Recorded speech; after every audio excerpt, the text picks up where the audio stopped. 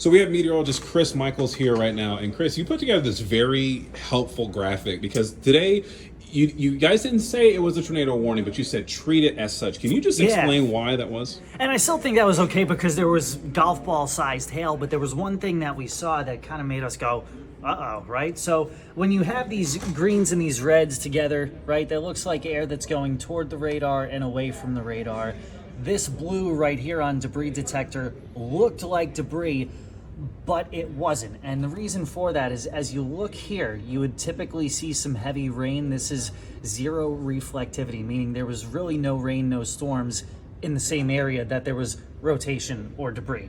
So what was happening was the hail here was contaminating the radar image and making it appear as though there was something rotating or potentially producing debris. This is something that's called side lobe contamination. This is just modern day technology kind of fluking us and fooling us a little bit. So thankfully, no, there was no tornado on the ground, but it looked like it at first glance. Well, because last week, obviously, we saw what happened with Debbie. We saw obviously tornadoes in our area. I think 7 right in our area that were reported. Right. And so, did it look like this? And that's why it's like, oh well, that's what it looked like last week. Exactly. Yeah. And on the debris detector, that's what it looked like with a number of those storms. You had like this blue pixel, this blue ball, and but other things were happening that made us able to confirm that that's what was going on last week. Whereas this time we just had a few key things missing, especially up here where there was really no rain associated with the rotation. Now, between all of our meteorologists on the WRAL Severe Weather Team, we have so much knowledge between all of you.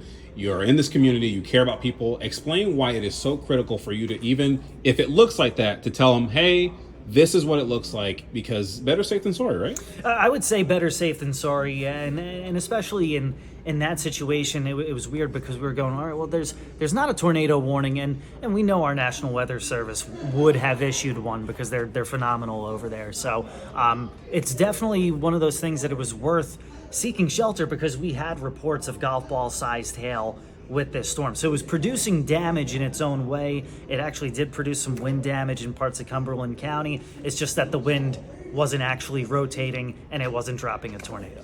And that's a very helpful graphic that you put there, and hopefully people can look at this and understand the process, the thought process, and why you called it how you called it. It's a lot to understand, but hopefully we broke it down in a way that you could understand.